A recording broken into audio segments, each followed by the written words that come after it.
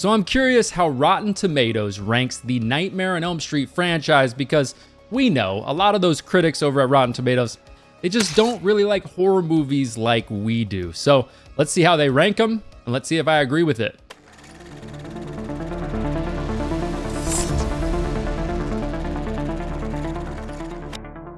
All right, and just a reminder, this ranking will be sorted by the lowest tomato meter score to the highest tomato meter score. So how the hell does Rotten Tomatoes rank the entire A Nightmare on Elm Street franchise?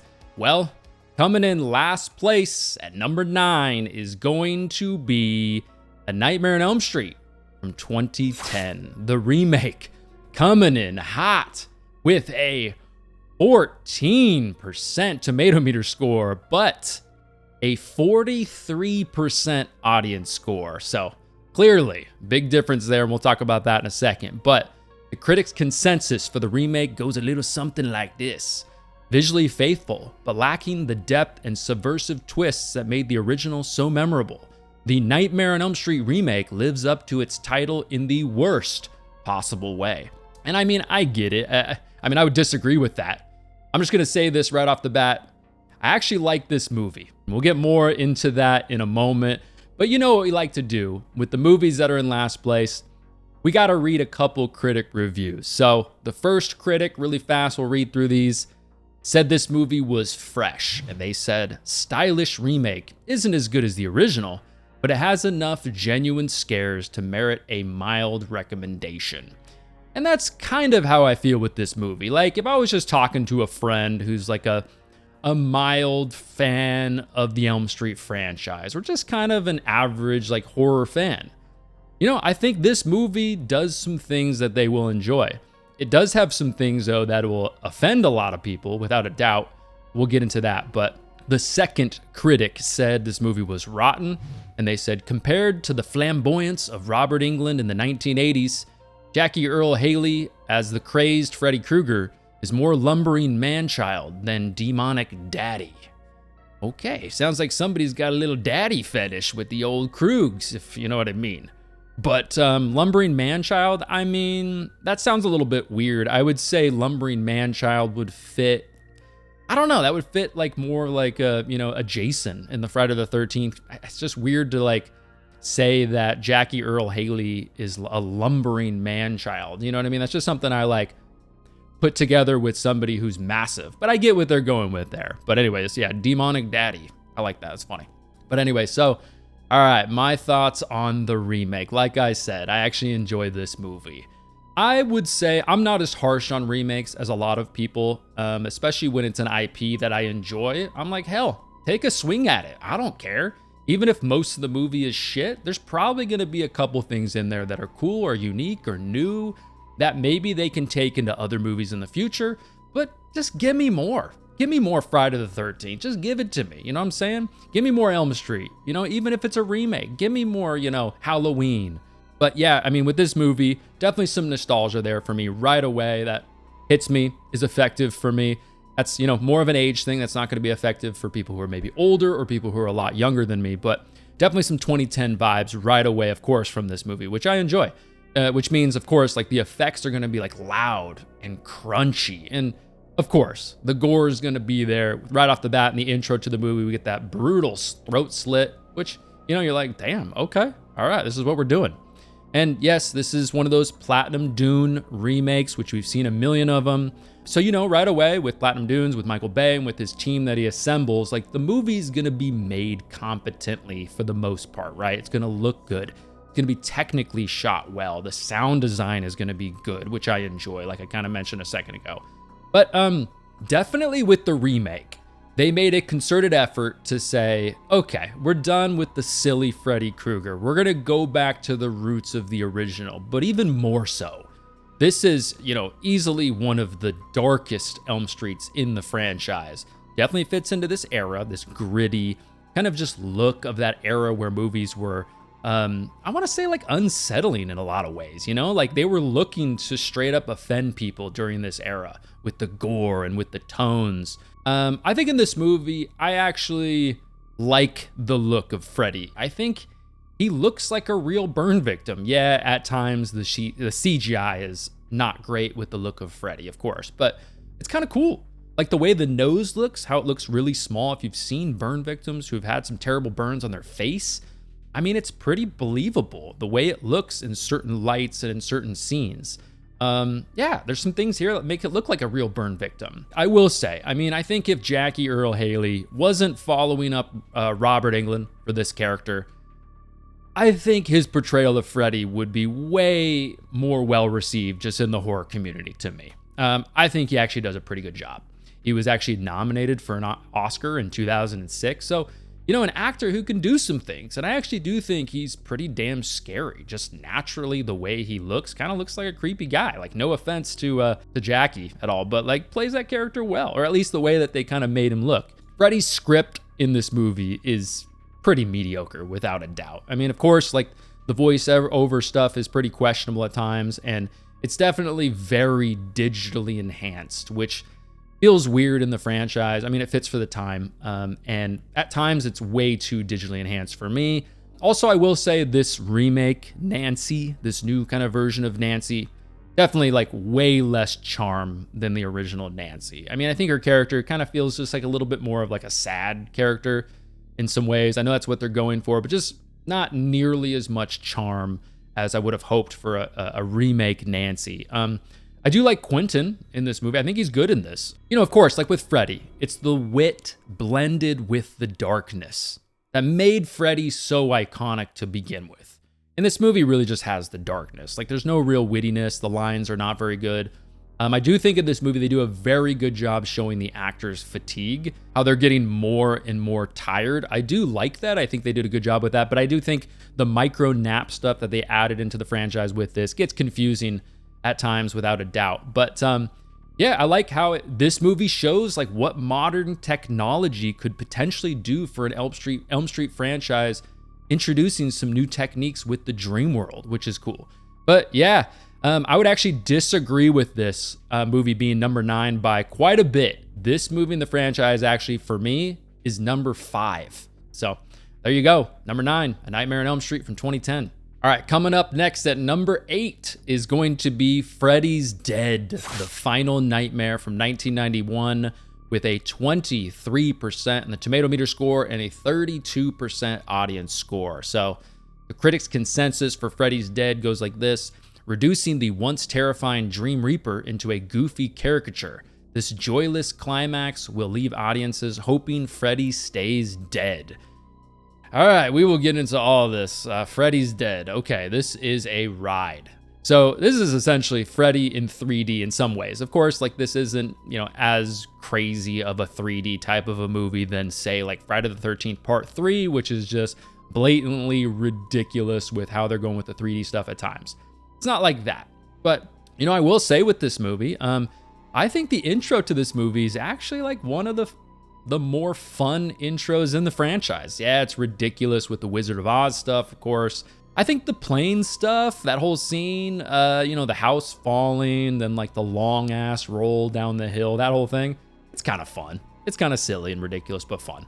But this movie, there's a lot to talk about. I mean, I will say, I don't think there's a single good character in this movie, in my opinion. I mean, there's so much schlocky silliness in this movie, it just gets ridiculous. You have that whole video game scene, which, I mean, you would have to be high as shit to be able to enjoy that scene. It's ridiculous. This movie also does that thing where it just steals so many things from other iconic movies in the franchise, but just does it way worse. Never a fan of that kind of a thing. And then on top of that, guess how they're gonna kill Freddy in this movie, guys? They're gonna pull him into the real world. Sound familiar? Yeah, does. But yeah, I mean, this movie, just a complete 180 from Wes Craven's original vision for the character. Like, Freddy just goes off the rails even more in this movie than he does in some of the later sequels. I mean, it's just so campy. And yeah, I mean, super campy horror movies can be a great time. Definitely. But this ain't it. So do I agree with Freddy's Dead being number 8 according to Rotten Tomatoes? I actually disagree.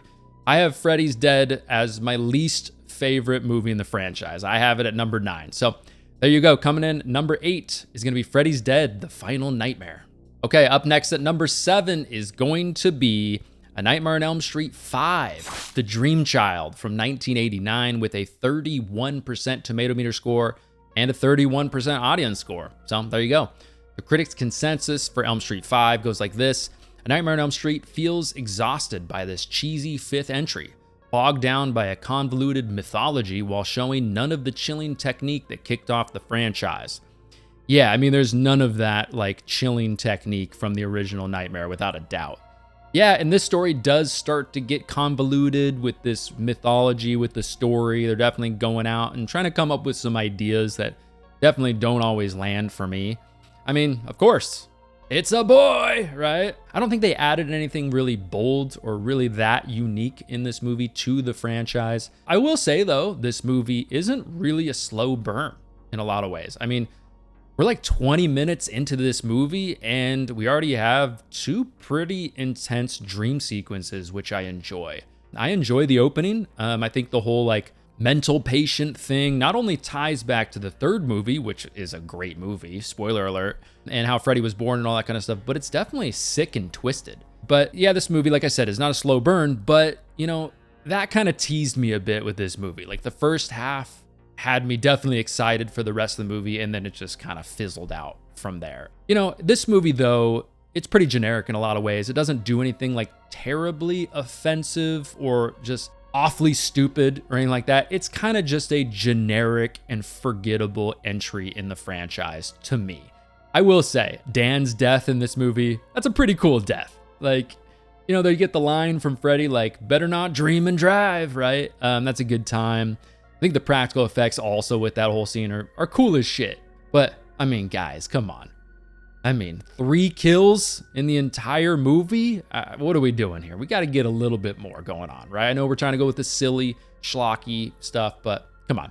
You know, I do like also, I will say, you know, we've got Alice, and Alice kind of has like a clear plan and a clear kind of, you know, just roadmap for this movie, and we just get to watch that unfold, which I kind of like. I mean, there's some other movies in this franchise where the final girl is just kind of like wandering around with no idea what they're going to do for 90 minutes. So I like that, you know, Alice has a plan in this movie. I think that's good. I respect in this movie that they tried some new things, I guess you could say, but I mean, the end to this movie, not great. I mean, yeah, they have like this kid that Freddy's been tormenting, and then, you know, kind of tag teams with Mama Krueger and tries to defeat him. You know, they take a swing with that, but it just falls flat for me. It's not that enjoyable. I mean, really, while I'm watching this movie, I'm like, what? I'm just thinking to myself, what the hell happened to all of the iconic lines throughout the first 3 movies that we get from Freddy? Like, what happened? What are we doing here? Because we don't get any in this movie, really, for the most part. Yeah, so, I mean, do I agree with Elm Street 5 being at number 7 according to Rotten Tomatoes? I actually do. I actually do agree. I have this movie at number 7 in the franchise as well. So there you go. A Nightmare on Elm Street 5, The Dream Child, coming in at number 7 according to Rotten Tomatoes. All right, up next at number 6 is going to be Freddy versus Jason from 2003 with a 42% tomato meter score and a 50% audience score. The critics' consensus for Freddy vs. Jason goes like this. Fans of the 2 horror franchise will enjoy this showdown, but for everyone else, it's the same old slice and dice. Well, fortunately for me, I'm a fan of both franchises, so there we go. I have a good time with this movie. I mean, yeah, so Freddy is basically like Jason's puppet master in Freddy vs. Jason, which is fun. You know, the concept behind this movie, of course, is like, since Freddy was last defeated, you know, he's basically been stuck in hell, and he hasn't been able to torment the children's dreams like he used to be able to. The adults in Springwood are also trying to like put aside his memory as best they can, which is hurting Freddy more and more and more. So Freddy's kind of like, all right, you know, let's use Jason to try to get back at these damn kids, right?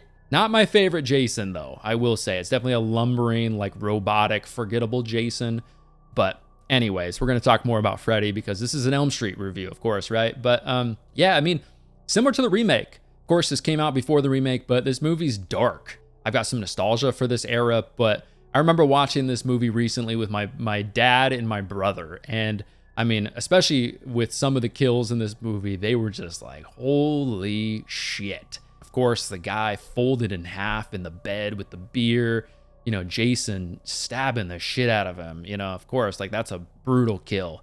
We get a lot of, you know, good gore at the end of the movie when Jason and Freddy are fighting, which is fun. Yeah, there's just several like holy shit moments in this movie. I also think Laurie is a pretty solid final girl in both franchises. Definitely, I enjoy Laurie's character. I wish we could have seen her in some more entries. That would have been a good time. I also think Freddy is good in this movie. You know, after some bad performances in some of the, you know, the later entries in the Elm Street franchise, I think this movie is kind of a breath of fresh air when it comes to Freddy. I think the look of Freddy is solid. Looks like a burn victim. Looks nice and juicy like it should. Like I said, it feels like the remake in a lot of ways, but I will say I do like this movie more than the remake. And yeah, Freddy vs. Jason, especially when you're a fan of both franchises, it's a damn good time. So I do disagree with this movie being number 6. I actually have this movie as number 4 in the franchise for me. So there you go. Coming in number 6, according to Rotten Tomatoes, is Freddy vs. Jason.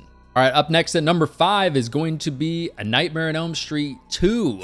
Freddy's Revenge, which came out in 1985 with a 43% tomato meter score and a 33% audience score. So the audience score a lot less than the old critic score. So the critics' consensus for Nightmare 2 goes like this: an intriguing subtext of repressed sexuality gives Freddy's Revenge some texture, but the nightmare loses its edge in a sequel that lacks convincing performances or memorable scares. Now, I would disagree with that. I do think this movie has some scares in it that I think are good. I think the performances are good, so I would disagree with that. So yeah, Freddy's Revenge. To me, this is an underrated horror classic. I think this is the scariest look of Freddy possibly in the entire franchise. Pretty close with the original in my opinion. Just the hook-nosed Freddy, the amber-looking eyes. He's more demonic in this movie, which fits because it's kind of essentially a demonic possession movie, right? But yeah, there's just something about this movie when I go back and watch it. Of course, this is smack dab in the middle of the 80s. Of course, I mean, they filmed it before 85, but still.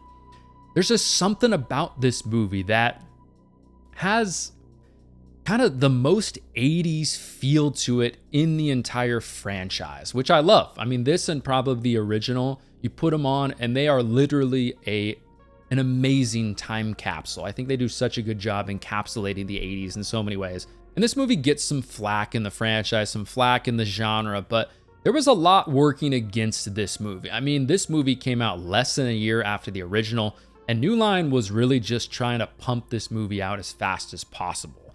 You know what I mean? Bob Shea, Wes Craven, all of them basically mortgaged everything to make the original. So New Line hadn't really made much money off the original, but Freddy was so hot and the Elm Street franchise was really popular at the time, of course. So they really wanted to finally cash in. So they just wanted to pump out this movie super quick. No legacy characters, you know, bringing back the house, bringing back Freddy, of course. But still, despite all of that and rushing this movie out, this movie to me is just really damn good. Wes Craven, of course, who directed the original, does say about this movie, one of his biggest issues with this movie is that they kind of break the, I guess you could say, Bible for Freddy Krueger in this movie by showing Freddy a lot outside of the dream world. Of course, the whole pool sequence, but personally, I don't have a problem with it. I get it, and I understand why that makes the movie less scary to some people, but that gives us some really damn fun moments. That whole pool scene, like I said a second ago, is just fun. You know, we get the iconic lines from Freddy, "You're all my children now." Some good kills, just some fun moments. You get some great dream sequences in this movie. The whole Coach Snyder dream sequence is a pretty long one, very sinister. You get the coach at the end getting slashed, and then Jesse, you know, has the glove on his hands and then gives us the big scream.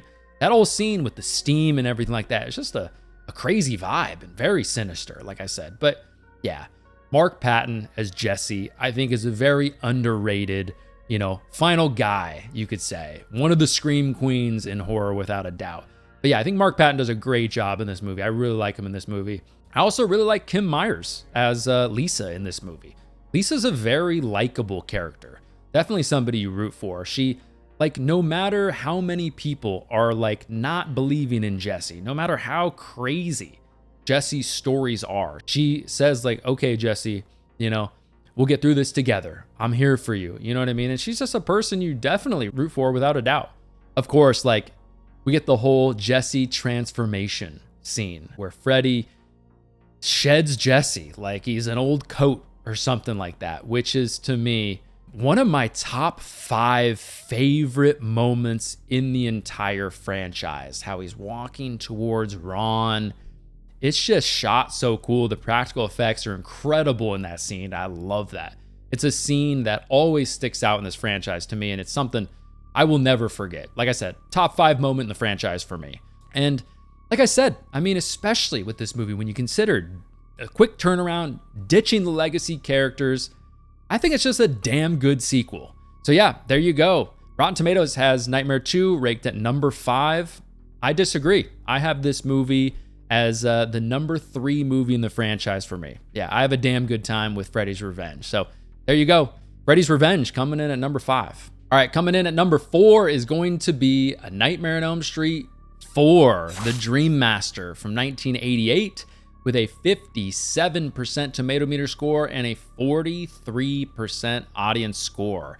The critics' consensus goes like this: A Nightmare on Elm Street 4, The Dream Master marks a relative high point in this franchise's bumpy creative journey, although the original remains far superior. And I would disagree with that. I don't think this is a high point in the franchise for me. This is a low point in the franchise, in my opinion. But we'll get into all that. So, Nightmare 4 takes place a year after the events in the third movie. And when I watch this movie, I sit there sometimes and I'm like, I'm still trying to figure out how this movie did so well financially. I don't know what the hell they were sprinkling in the popcorn in 1988, but you know, whatever. I will say with this movie, Freddy does look pretty damn good. I think he, looks juicy like he should. The makeup still looks solid. But this is the movie, without a doubt, where Freddy's starting to feel off for me. His lines are not quite up to par like we've come used to in the first 3 movies. Just something feels weird about Freddy in this movie. It's just not the greatest Robert Englund performance. The script, not that great for him. And overall, like I said, just kind of weird. I will say, though, there are still some good Freddy moments in this movie, though. That whole moment when Freddy breaks Debbie's arms when she's working out, that's a cool moment, and then, turns her into a little cockroach. That's funny. I think that's unique. I think the practical effects are pretty fun. The whole pizza scene, that's good. It's silly, but that's a good time. That feels like Freddy. Yeah, it's starting to get a little bit more silly, but still, I think that's a fun moment. I do kind of like that they gave Alice the powers of her friends. I don't think it was pulled off all that well, but I think that concept and that idea is something, I think about and I'm like, oh, we could work with that. We could do something with that. They also do a pretty good job in this movie of incorporating the town, showing the diner, showing some other aspects of the town, which is fun, instead of just focusing on the house or just focusing on just the house and the kids. But yeah, I mean, the end of this movie, I mean, come on, guys. You mean to tell me, Freddy or some form of Freddy has looked into a mirror how many times up to this point in the franchise, and that's what kills him? I mean, come on, guys. I mean, I just don't think that's a good idea. It feels like lazy writing to me. Also, Kristen, her death overall was definitely underwhelming. I mean, you brought this character back, even used an entirely new actress, which was confusing, and then just kill her off like that? It just seemed like a waste to me. And I mean, if you're gonna go through all that trouble to recast the character, give her a better death scene. I mean, they should have just rewrote the story to not even have that character if you're just gonna make her character a flash in the pan anyways. Plus, some of the other actors on set also just said there just wasn't the chemistry there like there was with Patricia Arquette in the third movie. I mean, plus, we have to mention, okay, how was Freddy brought back in this movie? Flaming dog piss? Okay, guys. I know the 80s were a wild time, but let's relax here. So, yeah, would I agree with Elm Street 4 being number 4 in the franchise? No, not at all. Not at all. Definitely disagree. I have this movie number 8 in the franchise, so second worst in the franchise for me. So there you go. According to Rotten Tomatoes, number 4 in the franchise is going to be The Dream Master. All right, moving into the top 3. Up next at number 3 is going to be A Nightmare on Elm Street 3, Dream Warriors. That's a lot of threes. Dream Warriors came out in 1987 and comes in with a 67% tomato meter score and a 68% audience score. The critics' consensus for Dream Warriors goes like this. A Nightmare on Elm Street 3 Dream Warriors offers an imaginative and surprisingly satisfying rebound for a franchise already starting to succumb to sequelitis. I would disagree with that because I enjoy part 2, and they clearly don't in the critics' consensus. So, there you go. So, Dream Warriors, one of the fan favorites in the franchise without a doubt. I'm sure a lot of you people watching this movie are like, Dream Warriors, that is my favorite movie or top 2 in the franchise for sure. So, it's a really damn good movie. Dream Warriors is just a good time. This movie balances like the fun side of the franchise with like kind of the darkness so well in a lot of ways. There's so many sinister kills in this movie with great practical effects. Like each kill is personalized to the characters and their like dark backstory and shit that they've been through. So it's very evil in so many ways. This is arguably also the scariest intro in the franchise. When that little girl says this is where Freddy takes us, I'm a dad of 2 kids. That whole moment, it just gives me kind of a sick feeling when I watch this intro. Definitely one of the best casts in the franchise, no doubt. That's one of the biggest reasons why this movie is so fun and is so popular to so many of us. This is also probably like the peak, in my opinion, for the Freddy one-liners. Of course, like, welcome to prime time, bitch, right? Let's get high. And each of these characters, like I said, are so good also because they feel so unique in the story. They each have like their own unique backstory. We learn some about the characters as well, and they bring that into the story. They use that also against Freddy, especially when they're getting their powers. I also really enjoy about this movie, this group approach to take down Freddy. And I know we get that a lot in this franchise, but there's something about it in this movie that feels different.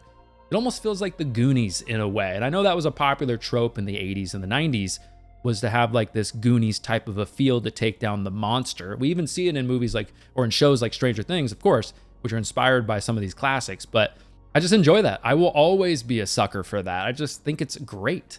This movie's definitely not perfect, but I personally really enjoyed this movie from the beginning to the end. But yeah, there you go. Rotten Tomatoes putting Dream Warriors at number 3. Do I agree with it? Nope, I do not. I actually have Dream Warriors as the number 2 movie for me in the franchise. So there you go, Dream Warriors at number 3.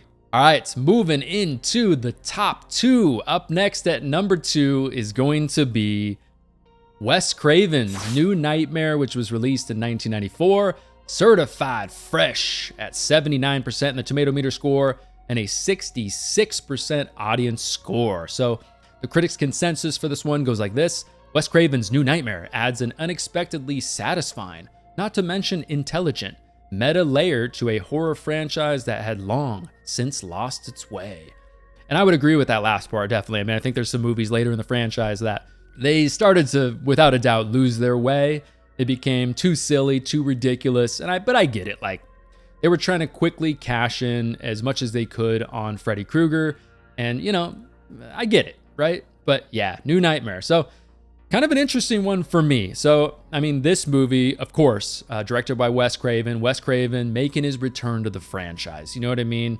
He didn't come back for the second Nightmare movie because he didn't want to keep making a movie. He didn't have the rights to it. It wasn't his thing, But I'm sure over the years, seeing what they were doing to Freddy, kind of like, there was a part of him, I'm sure, was, I think I could do something better than these schlocky sequels that are coming out. You know what I mean? Clearly, though, this is the early foundation for what we see, a couple years later with Scream 1996. This movie's very meta, like they already mentioned in the critics' consensus. We're seeing Hollywood. And almost in some ways, it's almost like a movie star reality show or like a horror version of Entourage, which is kind of interesting to see. This movie, without a doubt, if you're binging through the franchise, this is one of those movies that just gives you a breath of fresh air. It feels very unique, very fresh for the franchise when you go through and watch it, which is fun, right? What's interesting also about this movie is it's the least successful movie in the franchise. I mean, the critics consider this the second best movie in the franchise, but the audience, not really. Like, this movie didn't do very well. I feel like it has aged okay with people. I mean, there's a lot of people that love this movie, of course, but you know, it wasn't that successful when it came out.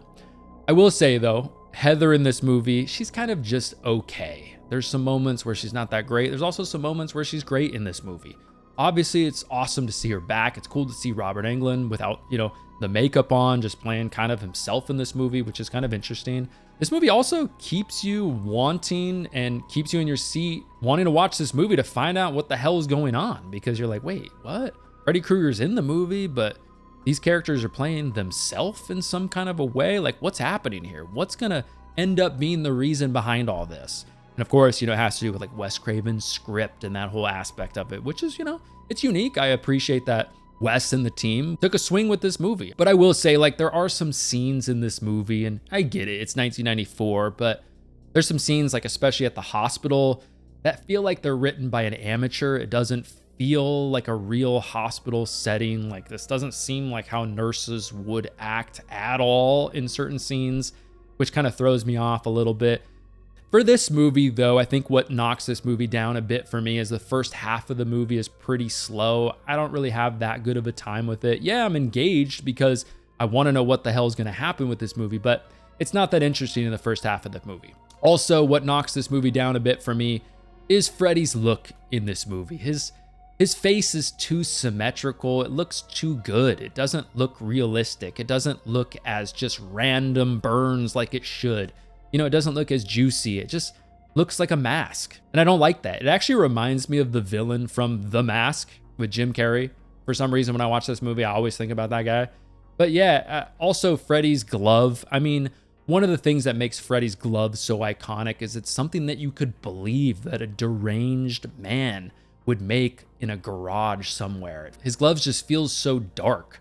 Whereas the glove in this movie, this bone glove kind of a look, just doesn't do it for me. And I think the other entries in the franchise with the glove are just way better. I will say though, the end of the movie does have some fun effects with like the tongue, with Freddy kind of like eating Dylan. Some of the practical effects there are fun. It's a good time. So yeah, Wes Craven's New Nightmare, Rotten Tomatoes has it as number 2. Do I agree with it being number 2?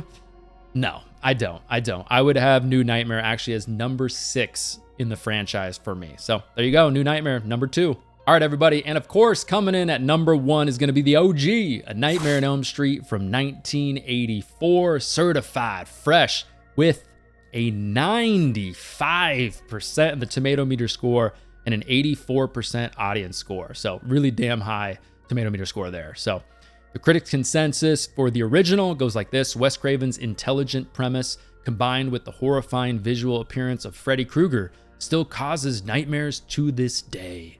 Oh, without a doubt. I mean, if you grew up watching this movie, if you watched this movie in the theater as a kid, I mean, this movie gave hundreds of thousands, millions of kids probably nightmares about a guy utilizing something so primal, our dreams, our nightmares, against us. Even just the premise of this movie, how Wes Craven came up with the idea, was from stories of refugees dying in their sleep, which is, you know what I mean? It's not only a realistic inspiration, but even just the inspiration originally for Freddy Krueger was a very realistic thing. Wes Craven knew a guy, or like would see a guy in his kind of neighborhood, this creepy old man that everybody was kind of like, ooh, stay away from that guy, which inspired Freddy Krueger, of course. But you know what we like to do? When a movie comes in at number 1, we like to read a couple critics, kind of critic thoughts on the movie. So one of the critics said this movie was rotten. They had the audacity to say the original Nightmare on Elm Street from 1984 is rotten. Okay, what do they have to say? Well, they said, in this kind of movie, it's not the actors' sweat and tears the audience cares about, it's only the blood. And I would disagree. I think the characters in this movie are very endearing. A lot of charisma here, of course. Nancy, amazing in this movie. Johnny Depp is in this movie. Like, I would disagree with that, without a doubt. But yeah, the blood is also great in this movie. The next critic said this movie was fresh, and they said, can we go to sleep? Is it safe? When filmmakers attack real-life phobias and security blankets, horror films hit a peak high. And yeah, I've already talked about this ad nauseum, but still, like, something so primal to a human like sleep, we have to have it. A lot of us, when we go to bed, it's one of the things that gives us the most coziness in a way. It's one of the safest places we feel, like free from some of the worries of life, the anxieties of life. We're like, finally, I'm exhausted from this terrible day or a day where we're just busting our ass, but I can finally get some rest. Nope. Nightmare on Elm Street throws that on its head. So I agree with that. But yeah, I mean, what's also cool about the original Nightmare is there were a lot of odds against this movie being successful. Wes Craven's script and ideas behind this movie were turned down by essentially every studio in Hollywood, except for a small little studio. I believe they were based in New York at the time, but New Line Cinema. The CEO, Bob Shea, believed in this project so much that he was willing to essentially, like I've already mentioned, mortgage the entire company to get this movie made. Wes Craven also did the same thing. They put all their chips in the middle to try to make this movie. There was a lot of pressure on both of them, everybody in the production. There was some fighting between Bob Shea and Wes Craven, which made this production a little bit harder, without a doubt. It's part of the reason Wes Craven did not return for the second movie. But it's one of those movies, like I already mentioned, I like to see kind of like these young kids figuring this out, going through this like Goonies type journey in a way. But yeah, I just love watching this journey in the original where these kids have to figure this out on their own because the adults, they're not going to believe them. The police, they're not going to believe them, but people are dying. If they don't figure this out, more people are going to die. And I love watching that journey in this movie. Of course, like the look of Freddy Krueger in this movie. Robert Englund's performance in this movie. Scary, but also so witty and sinister and just so good. His charisma in this movie, in the original, unmatched. Without a doubt, just so good. Freddy's glove, of course, the intro to the movie. Freddy making the glove, again, feels like something a just deranged man in a dirty neighborhood would make in his garage with these ideas of doing something terrible. There's just so many iconic scenes in the original Nightmare on Elm Street that I will never forget and will last forever. Of course, like the phone scene with the tongue. Of course, Tina and Glenn's death. Incredible, scary, bloody, crazy. I've already mentioned Johnny Depp, but the cast in the original Nightmare is incredible from top to bottom. So good. And I also love, at the end of the movie, we follow Nancy setting these traps for Freddy Krueger. I enjoy that. That's always fun when it's kind of like you're setting traps and waiting for the monster to come in, and hopefully this will finally take him out. And then, of course, Nancy finally realizes what fuels Freddy, what keeps him so evil, what keeps him going, right? He's fueled by his victim's fear. So when you're a kid and you're watching the original Nightmare, this relates to you because you're scared of the dark. You're scared of these things. Hell, you're scared of Freddy Krueger now because you watched this damn movie. And you realize, okay, I can't be scared. I can't be scared. That's something every kid can relate to, which is such a cool aspect of this movie. But yeah, I wish I watched this, when it came out. I wasn't even born yet, but I bet people when they left the theater from the original Nightmare, I bet they questioned their own reality for a bit, without a doubt. So yes, A Nightmare on Elm Street from 1984, according to Rotten Tomatoes, #1. Do I agree? Yes, I do. I have the original as #1 in the franchise for me. But there you go, everybody. That's kind of my thoughts, my review on how Rotten Tomatoes ranks the entire A Nightmare on Elm Street franchise. If you want some more content from me right now, go ahead and check out one of these videos next to me. Make sure you subscribe so you don't miss future videos. But anyways, everybody, my name is Matt, and I will talk to you all in the next one.